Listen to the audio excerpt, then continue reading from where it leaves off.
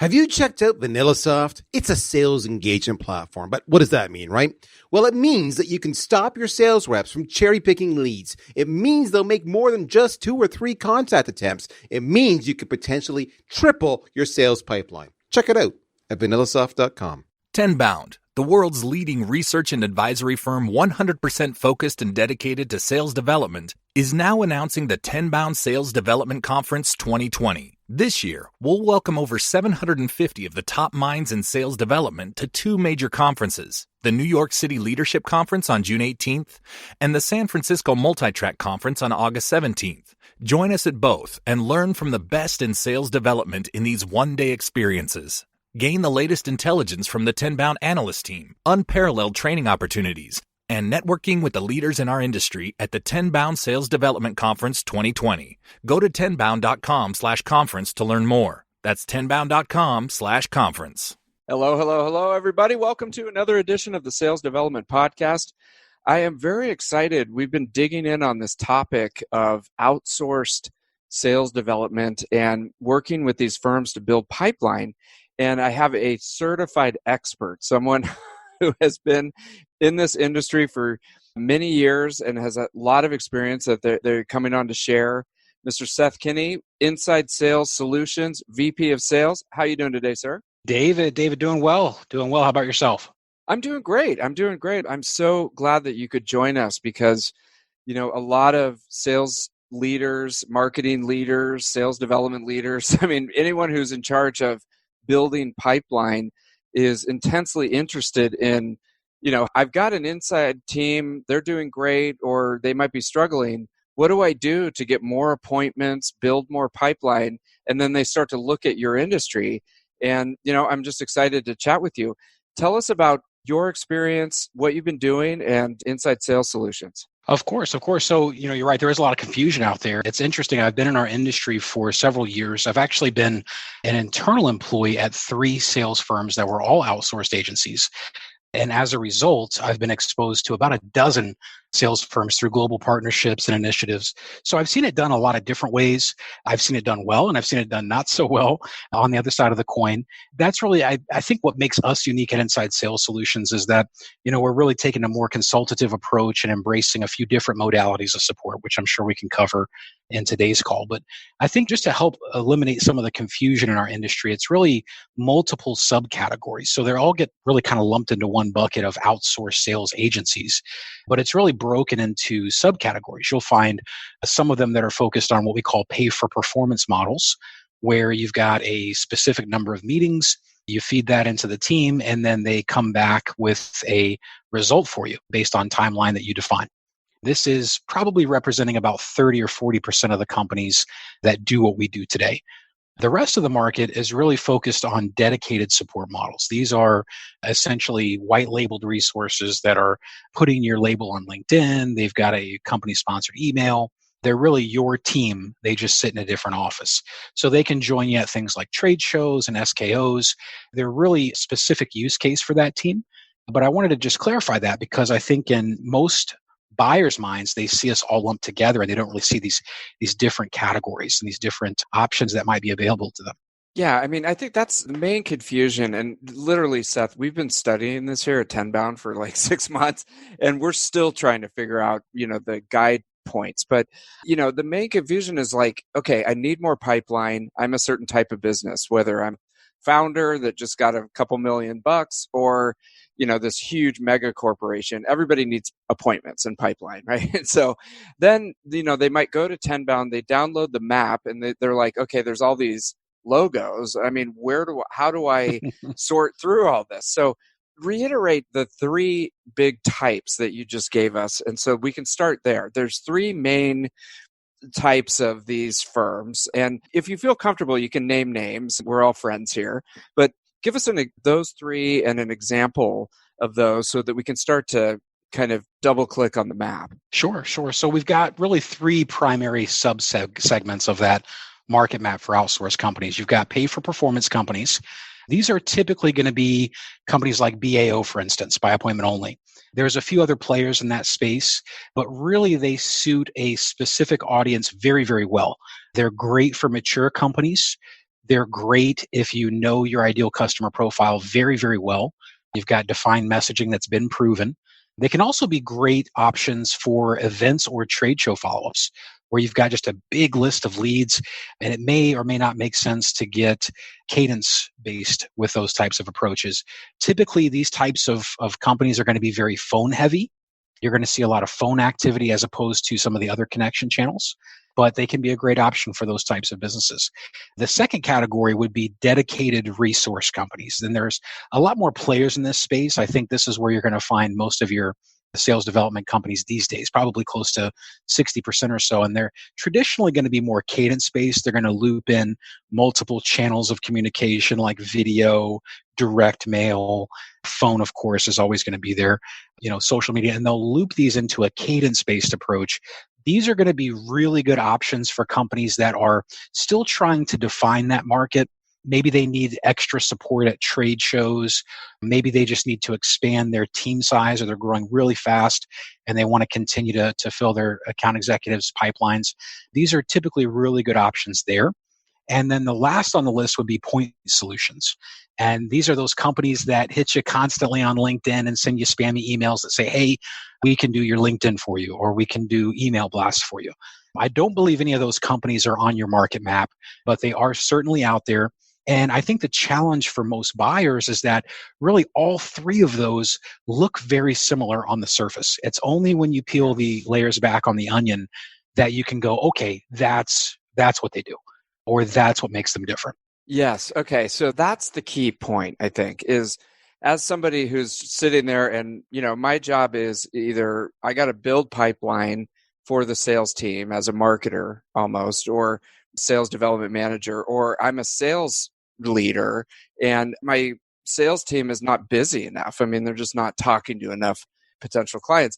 And then they look at all these different things and they go, okay, what's the difference between this company that's been around for 20 years and has all these clients and this company that just flooded my inbox saying that they could get me leads, And so this is really helpful to break them out into these three main buckets. Well, and that ties into another point too. I think it's interesting to note, but to a hammer, everything looks like a nail.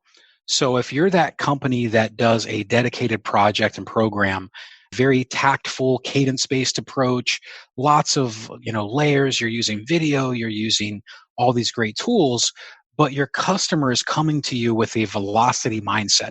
They want to see as many meetings as possible, as quickly as possible.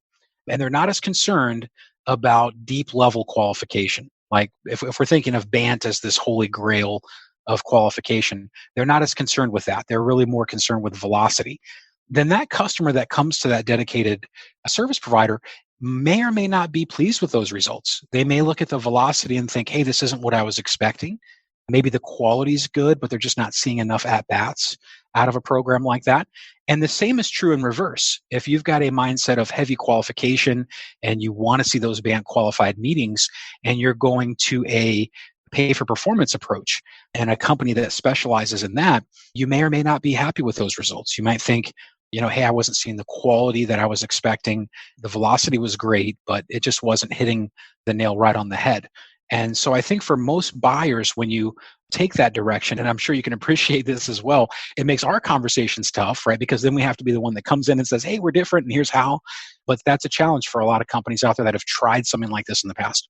Yeah, because I think, in my experience in working with companies like this, whatever you say, they're going to be like, oh, yeah, dude, we got it. Yeah, we got no that. problem. And it's going to take, 3 months to start, producing results, but just stick to the process and we're going to get it all worked out.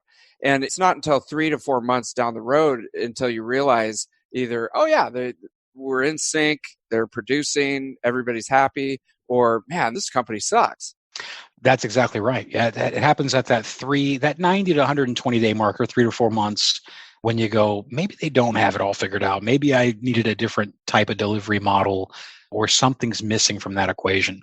Yeah, and I don't mean to say the company sucks. It's more nuanced than that. It's the company might be great. I mean, they might have all the bells and whistles and the systems, right? But it's that you're not a good fit for the company. But in the sales process, they made it sound like you would be a good fit. And so it's like, how do you, as a busy, CMO or a VP of sales, smoke out the one company that's really going to be a good fit for you? Can you? You can. I think one of the key points is to first off make sure that they have customers that look just like you. Yeah. I'll give a great example, but service providers, for instance. Service providers have a unique set of needs. Their market awareness is typically on the lower end of the scale. So if an SDR is reaching out and saying, "Hey, I work with service provider A, B, or C," they're not as well received as if you call in and say, "Hey, I work with IBM," right? It's a different conversation. So I think making sure that company, that provider has experience with your market, with companies that look just like you, that is critical, and making sure that programs like this are successful.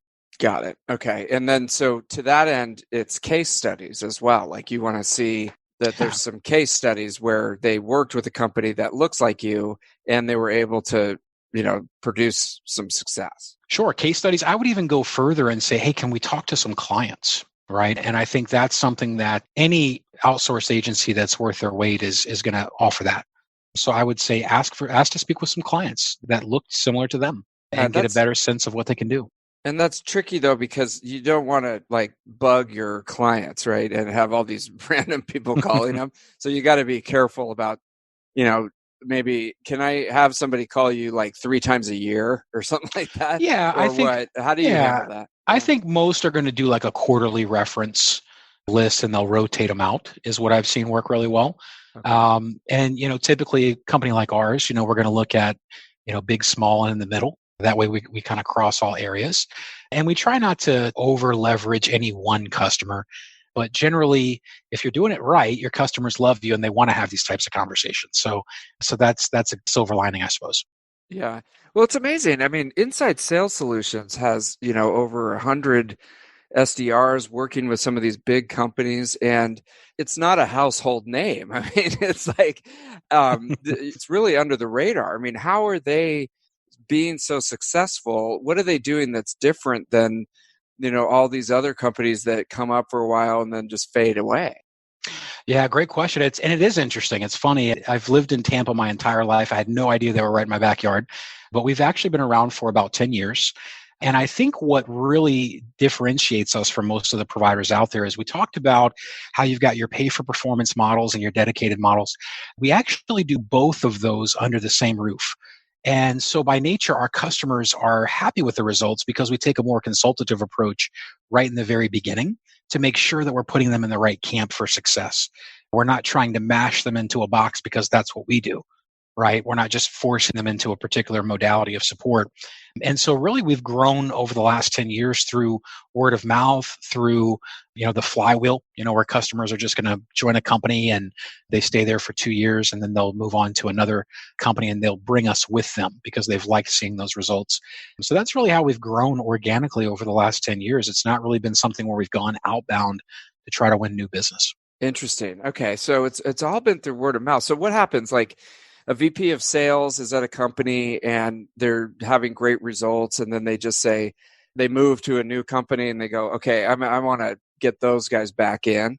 Is that? I mean, because that seems like my experience with these companies, and which is a double-edged sword, because it could be that at the new company you're not a great fit, like what we were talking about before, but it's usually like a word of mouth type of thing.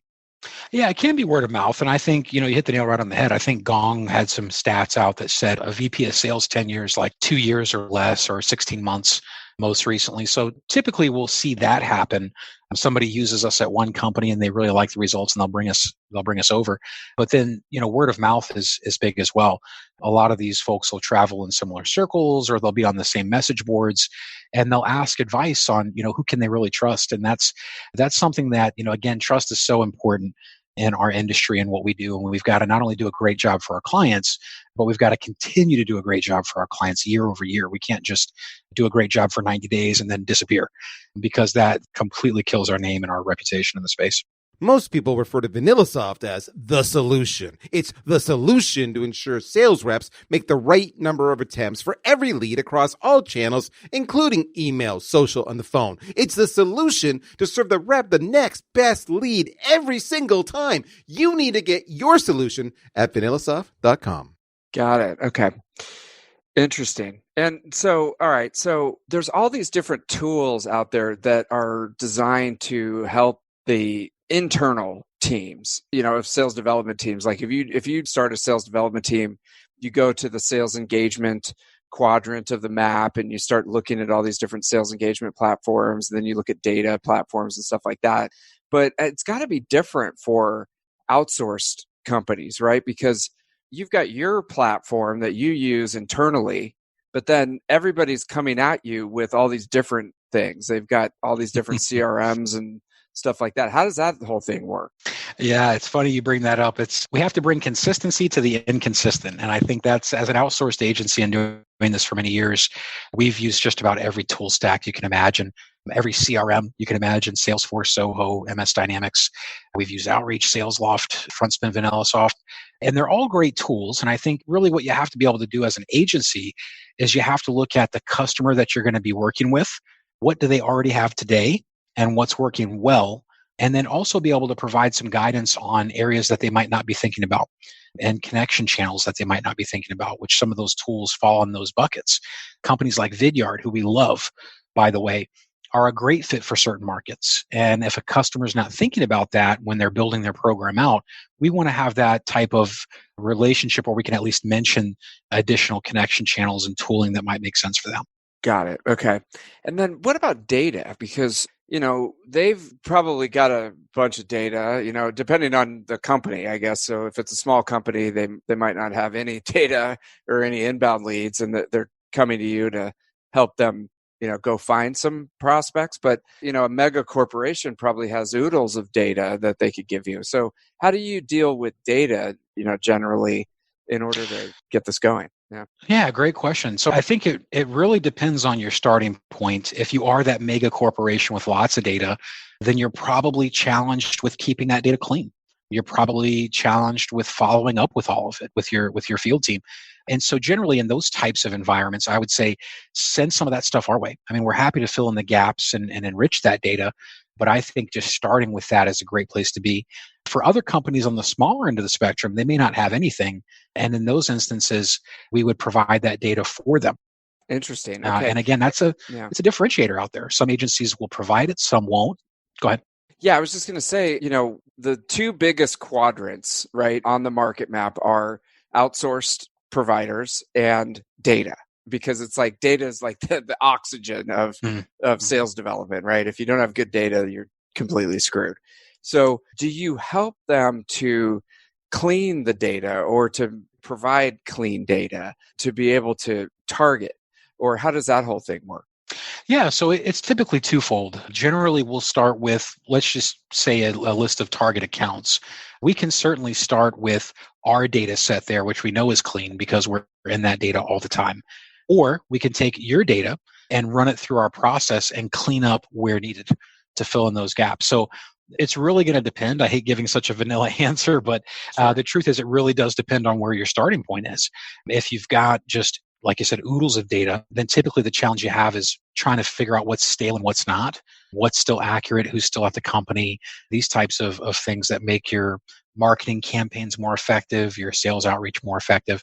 And an SDR program, rather you do that internally or outsourced, can be a great way to help clean up some of that stuff. Yeah, it's interesting. And it's such a huge topic because, it really depends where you are in the life cycle of trying to figure out your go-to-market strategy, right? Because somebody might come to you and say, we kind of think we know who our ideal customer is. And here's like 4 or 5 people who are probably involved, in the purchasing process. And can you go out and get us some appointments so we could talk to them?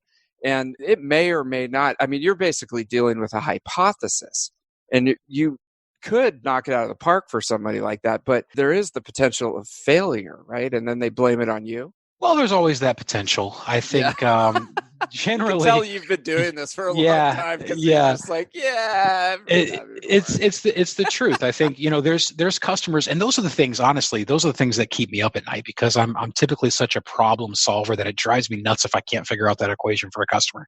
So I'll get off my soapbox there, but that's something that we always want to try to find out how we can make everyone successful. And the truth is, sometimes they're just starting. They're so early that they're just trying to define what that looks like.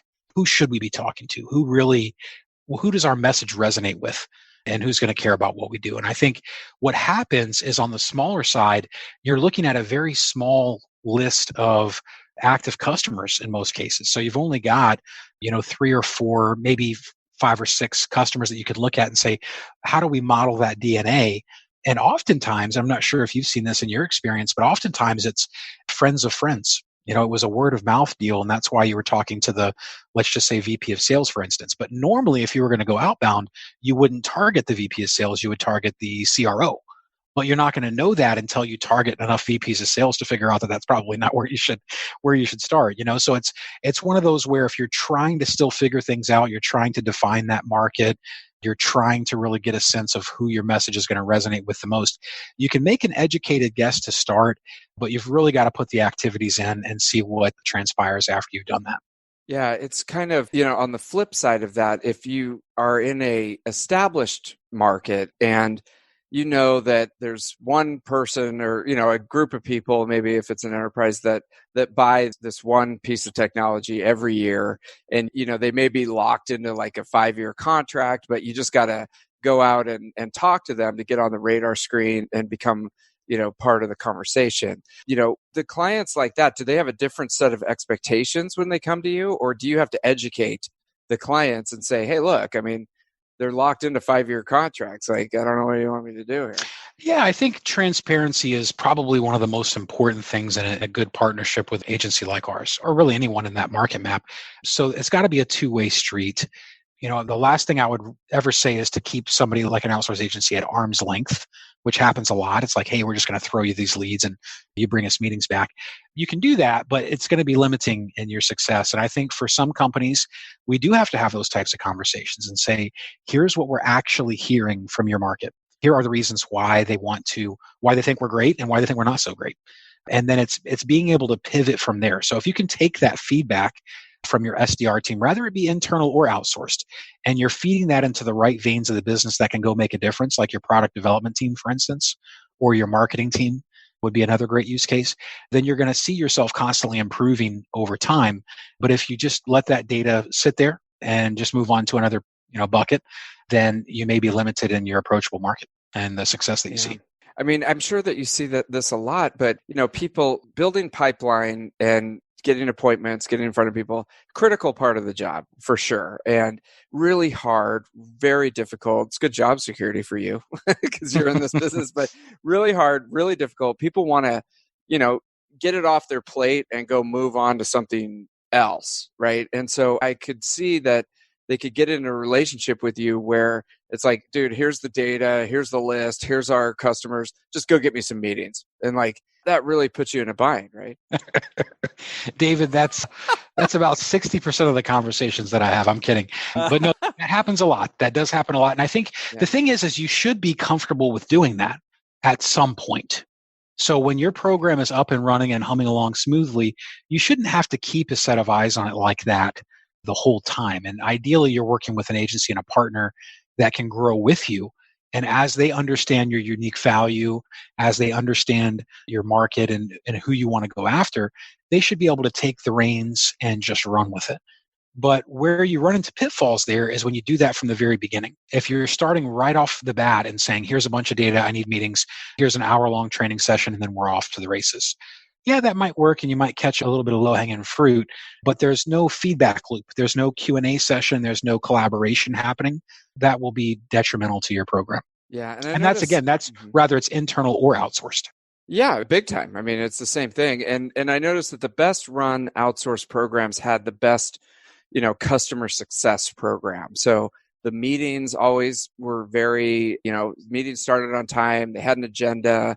They gave us the numbers. They gave us the high points, and they had a bunch of questions on trying to dig in, and it never got stale, over the course of the entire implementation. And the worst ones are just in a typical agency style. The worst ones are like, they just disappear, after you have a couple of meetings.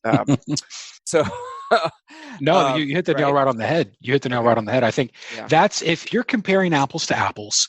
So again, just to go back to our earlier point around pay for performance, dedicated, or point solutions. But if you're in the market for any one of those three and you're comparing like for like and you're making sure of that, the two differentiators from there are going to be project management or customer success and training and development. Those two roles are probably the most critical for an outsourced agency. You want to be able to give your agency feedback and then have it actually fed into the training and development team to go change that behavior, whatever it is, or improve it or make that pivot or adjustment. If that company doesn't have a solid training and development program, then your advice and your tips and all the things that you share just kind of fall by the wayside. Yeah, so that could be a question to ask. I mean, if with your experience, you're saying that strong project management, customer success, and training are a huge factor. So those could be some of the questions that you ask when you're vetting out the different agencies that are out there, the different companies. Absolutely. And they should be questions that you ask. They certainly 100%. Should be. Well, dude, this has been amazing. I mean, I got a page full of notes here. In summary, what should people be thinking of when they need pipeline, they need meetings, and they're looking at that quadrant in the market map? So I know it can be confusing. There's a lot of logos that jump out at you. I think certainly you need a reputable company, one that has been around for a while, that's not just a pop-up shop, which we call them over here. But you also want to make sure, again, that they've done work with companies like you. I mentioned that earlier. I think that's extremely important. It should be your first qualifier, and that they know how to go out and help you get from your current state to where you want to get to. If they can do that and they're hitting those check boxes, the next step would be, okay, tell me about your training and development team.